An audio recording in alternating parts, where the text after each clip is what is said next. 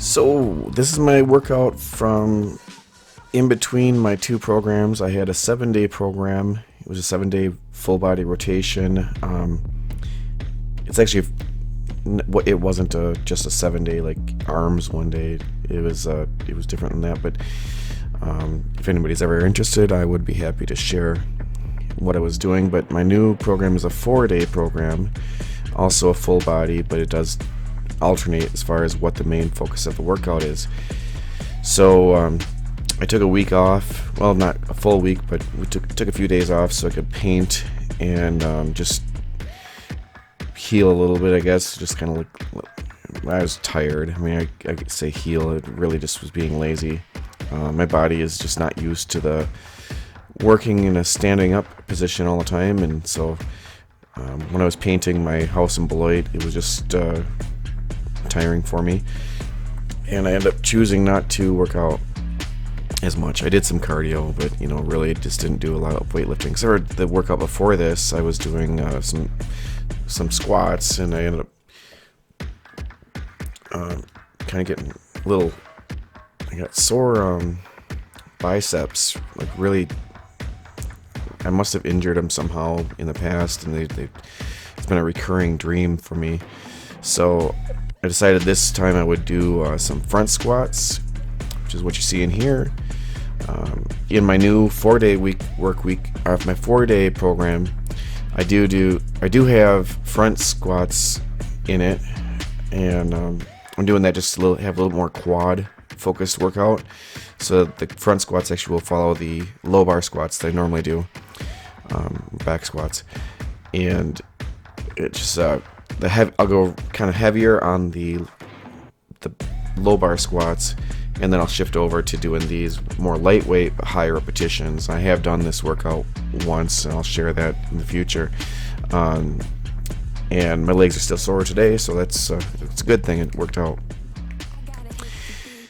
So I was thinking about politics. I talk about it every once in a while when I'm doing these videos, and where is my stance? I would say that my political stance would be the classical liberal stance. I believe in a restricted government, a very free people, a constitutionally restricted government. I believe in free trade. I do not believe in any kind of government help for business. I think when all these bailouts that they do every few years are terrible, and contrary to what we should be doing in this country.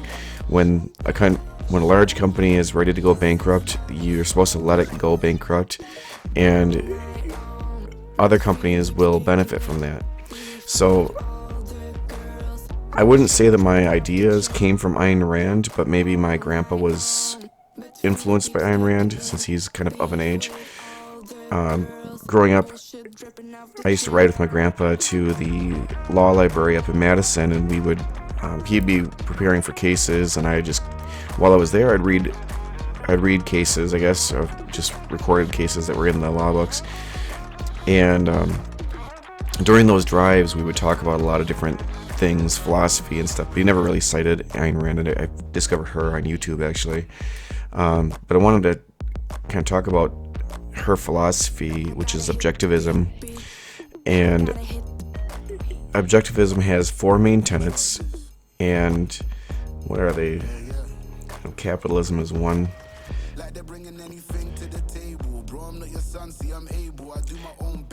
Go back. I had it here on the computer screen just because I was feeling like talking about this. But stupidly. Okay, alright. So basically it's reality, reason, self-interest, and capitalism.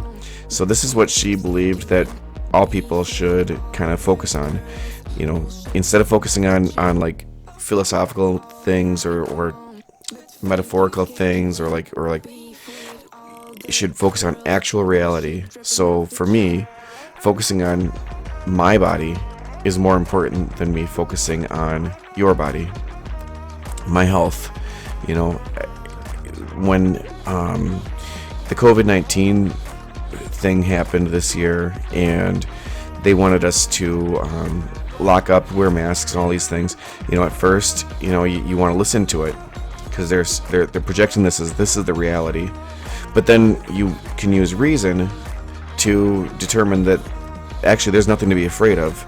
Actually, the price isn't worth the return. There's no return unless you're of a certain age, pretty much over 75 years old.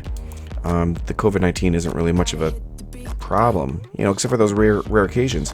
But I would think, and what I've heard and read, is that people who are my age who are getting COVID-19, having a real bad experience, they have other health issues that are going on.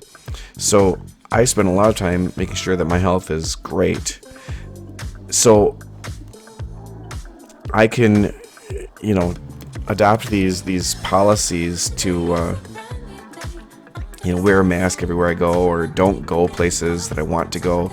And I haven't been able to do a lot of traveling. I would have liked to have gone to Mexico this year, but I won't be able to do that because I'm not going to fly in a plane and have to wear a mask for, whatever it is, 8 or 9 hours, I think.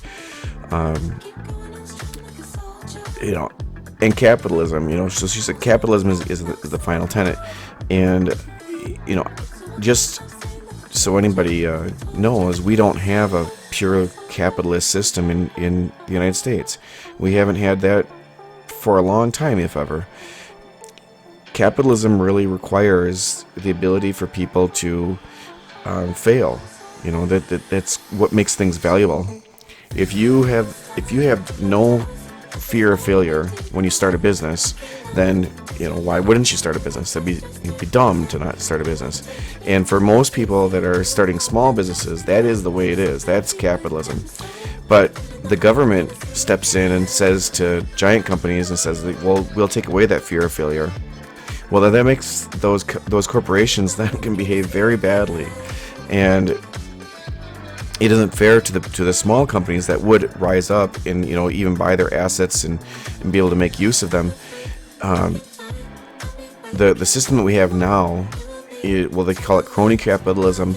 You think about the food processing in this country. You used to have like all kinds, like Joe's Bakery and what was that company? Famous Amos Cookies. If you ever read that story, Famous Amos Cookies, that story is awesome. This guy, I can't remember what his job was before, but I think he was a mailman, and he made cookies, and he used to give people these cookies, and they really liked him, and so he kind of became famous for his cookies, and thought, well, let's start a business, and he starts making cookies. Well, later he sells his trademark and everything, so now you can still buy Famous Amos Cookies, but it's not owned by Amos anymore. The beginning of that story, where he was just a mailman who made cookies, he probably made them in his kitchen, that's impossible. That couldn't happen anymore, because now the health department would shut you down quick. Probably even if you gave away the cookies. That's not capitalism. We don't live in a capitalist society. In fact, all of our things that we think of, I hear people saying, well, we don't want socialism. We got socialism. We live in a socialist country. Show me how the people in the UK have more or less freedom than we do. They're the same, Maybe okay. So sometimes I see the cops and they're a little bit more stringent about the mask laws and stuff. But none of this stuff from now that has anything to do with socialism or capitalism. That's tyranny, and that's not fascism, but it's totalitarian. Wow, look at me. I'm really pressing on that. We're doing 165 here, so it's not that big of a deal. The 100-pound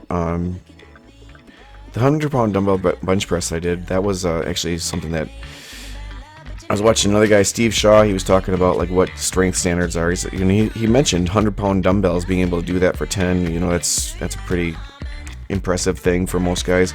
And there I almost fell over. Doing 100-pound dumbbells for bench press for I did 10, 11. I think every set it was at least 10 on those reps. I don't know, because I wasn't really paying attention. I was thinking about Ayn Rand and capitalism and stuff. Anyways, Donald Trump, everybody thinks Donald Trump is like some sort of savior, but the problem is that there is no savior in government. We should stop looking at not Ayn Rand, as at Donald Trump or Joe Biden or Mitch McConnell, for Christ's sake, anybody in government, none of these people are our saviors, and I'm not going to talk about God being our saviors. I think that Ayn Rand wasn't talking about God. She was talking about your self-interest. That should be your focus. If everybody focuses on themselves, and I'm not talking about altruism or anything, because she said that altruism was evil. If we focus on our best interest, and I trust that you're going to focus on your best interest, then you and I can enter into a contract, and we can negotiate terms that will suit both of our needs comfortably. Say I make, I don't know, food. I make cookies, and you want to pay me for cookies. Well, that's a fair contract. I'm not making you cookies because I love you. I'm making you cookies because you have money and I would like to have that money, and you're giving me the money because I have cookies and you would like to have the cookies and you have the money, and you don't mind parting with the money for the cookies. That's how everything should be. That's how you should gauge every thought in your mind should be towards self-interest. And it's not giving into the dark side. Just understand everybody is always interested in themselves. Even people who are charities. They're people who give to charity a lot. They are doing that for their self-interest. Now, sure, their self-interest might make them feel good to help others. It makes me feel good to help others. But I'm not 100% doing that just for the others. I once had an ad on Craigslist, and it was called "I will help you." And I had an ad that said, "I will help you. I will help you with, lots of different things, and I will not accept any money." And I had lots of people call me and ask me for help. I went to one lady's house. I cleaned out her whole entire attic space, and while her kids, who were totally healthy, I was kind of wondering why weren't these kids doing it, but whatever. I said, I will do this. Well, when it came time, when I was all done, and she tried to thank me and asked me if I wanted some money, I wanted to leave as fast as possible. I didn't want thanks. I guess that was probably to serve my hero complex. Sure, it benefited her. She doesn't probably understand what I got out of it, but I got something out of it. It makes me feel cool that I did it. And these are hard, by the way. I'd love to do more than 5, and I'd also love to have just a little bit more head space between where my hands go and the ceiling. Anyways, so I did that, and you would think that's altruistic. Well, altruism, to me, it served me. So anyways, so that's what I was thinking about. It's just thinking, we need to stop focusing on Trump and, any person. The JCs used to have a saying when I was in that say, we are a nation of laws, not of men. And if people thought that way, if they thought about the law and how important that the law is and how it extends beyond the normal lifespan of a human politician, we could have a great government. We could have a great system where we all could benefit from living together. I sound like a hippie. Anyways, that was a short workout. Well, actually, it took me an hour, so not that short. And now I'll be on the 4-day workouts going forward. So thanks for watching.